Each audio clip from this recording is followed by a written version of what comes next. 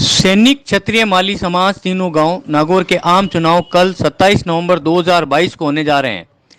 अध्यक्ष पद के प्रत्याशी लोकेश टांक ने आज राठौड़ी कुआ, तौसर, रोल, सालवा, नागौर व अन्य स्थानों पर चुनाव प्रचार हेतु जनसंपर्क किया। हर जगह लोकेश टांक का भव्य स्वागत किया गया। साथ ही दड़ावास में ओम प्रकाश पंवार की तरफ से भी लोकेश का भव्य स्वागत किया गया। वे जीत का भरोसा दिलाया। वे आम जनता से अपार समर्थन मिला। अध्यक्ष पद के उम्मीदवार लोकेश टांक ने अपना घोषणा पत्र जारी किया। वे टांक ने बताया, मैं किसी भी सामाजिक एवं निर्माण कार्य पर अपना पद व नाम नहीं लिखूंगा। समाज का आय व्यय का विवरण हर 3 माह में ऑनलाइन जारी करवाऊंगा, जो भी पिछले किसी भी कार्यकाल में जारी नहीं किया गया। टांक ने बताया, समाज में बालिकाएं शिक्षा से पिछड़ी हुई हैं। इनके लिए बालिका शिक्षा पर विशेष बल दिया जाएगा तथा कुरीतियों पर अंकुश लगाया जाएगा। समाज के कमजोर आर्थिक स्थिति वाले बच्चों को आर्थिक सहयोग देंगे तथा समाज में आर्थिक स्थिति से कमजोर परिवार, विधवा, एकल महिलाओं को घरेलू व्यवसाय हेतु 50,000 तक का आर्थिक सहायता उपलब्ध करवाया जाएगा। प्रतियोगिता परीक्षाओं की तैयारियों के लिए समाज के युवकों युवतियों के लिए महात्मा ज्योतिबा छात्रावास तौसर रोड में समाज फंड से निःशुल्क व्यवस्था की जाएगी। लोकेश ने कहा, समाज की ओर से कक्षा 5 से महाविद्यालय उच्च शिक्षा की व्यवस्था के लिए हमारी प्राथमिकता रहेगी। सैनी माली क्षत्रिय समाज के चुनाव हो रहे हैं, तो इनको लेके आपके समाज के लिए आगामी क्या योजनाएं हैं और किस तरह से चुनाव लड़ रहे हो? मेरा नाम लोकेश टाक है। मैं 3 गांव माली समाज के अध्यक्ष पद का चुनाव लड़ रहा हूँ।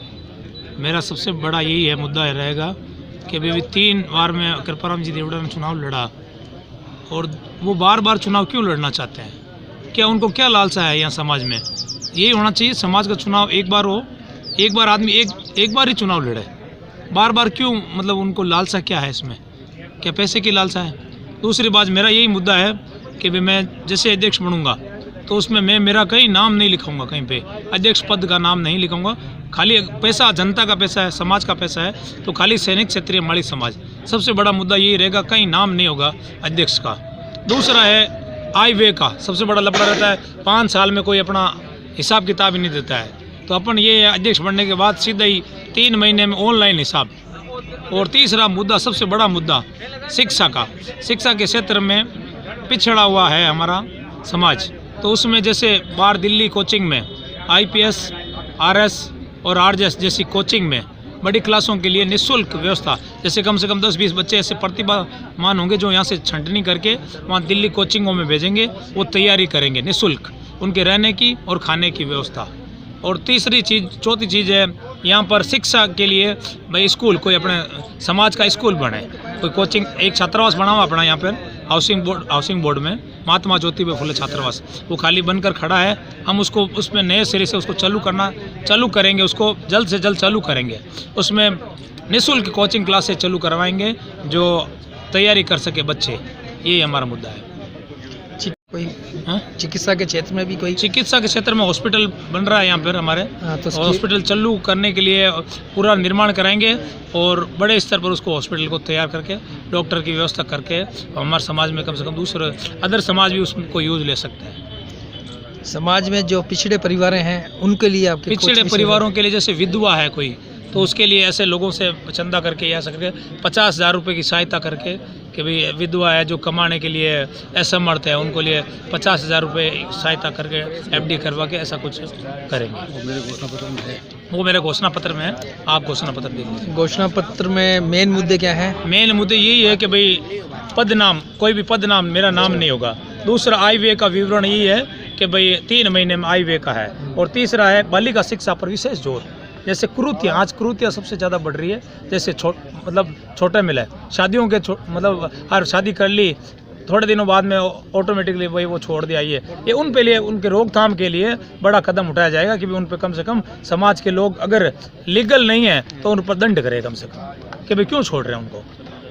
सम्मेलन सबसे बड़ा हमारा सामूहिक विवाह सम्मेलन, जैसे 3 सामूहिक विवाह सम्मेलन हुआ, ऐतिहासिक सम्मेलन। इसमें खर्चा बहुत होता है सामूहिक सम्मेलन में आपके? नहीं, सामूहिक विवाह सम्मेलन में खर्चा होता है, समाज का खर्चा हो रहा है। तो ये कुरीतियाँ रोकने के लिए भी कुछ प्रावधान रहेंगे क्या? नहीं, उसके लिए अपन अब की बार नया सिस्टम करेंगे कि भाई मतलब लोगों से यही अपील करेंगे भाई कि कम से कम दायजा दें, मतलब दहेज नहीं दें, और ऐसा कुछ करके कम खर्चे में FD करके सिस्टम के भी बच्चियों को सहायता मिले, ऐसा कुछ करेंगे।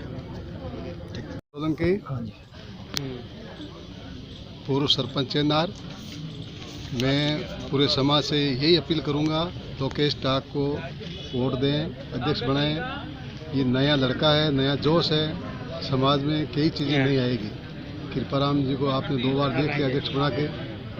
अब की बार मैं यही अपील करना चाहूँगा समाज से, लोकेश को अध्यक्ष बनाएं।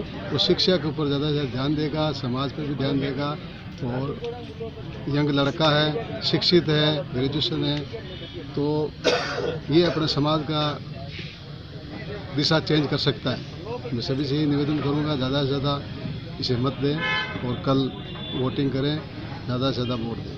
धन्यवाद।